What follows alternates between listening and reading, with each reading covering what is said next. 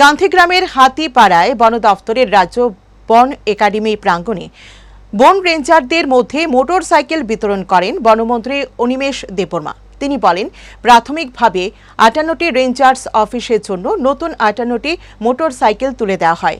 পরবর্তী সময়ে সব বন এলাকায় 4 চাকার গাড়ি সরবরাহ করা হবে।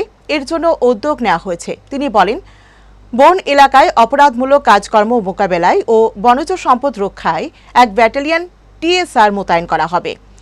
অনুষ্ঠানে প্রধান বনমুখ্য বন সংরক্ষক চৈতন্য মূর্তি, আর কে সামল, প্রবীণ আগরওয়াল প্রমুখ উপস্থিত ছিলেন।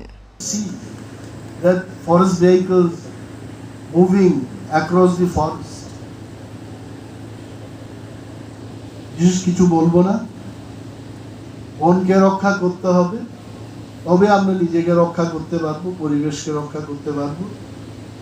You know that it is not so easy, it is very challenging. আমাদের সবাই ঐক্যবদ্ধভাবে আমরা যদি কাজ করি, অফকোর্স শশী কুমারকে নিয়ে আমি কিছু বললাম না, but Shashi Kumar is also very serious as CCF territorial. আমরা আরো জোর পদক্ষেপ নিয়ে বনকে কিভাবে রক্ষা করা যায় আমরা কাজ করব। এই কয়েকটি কথা বলে আমি আমার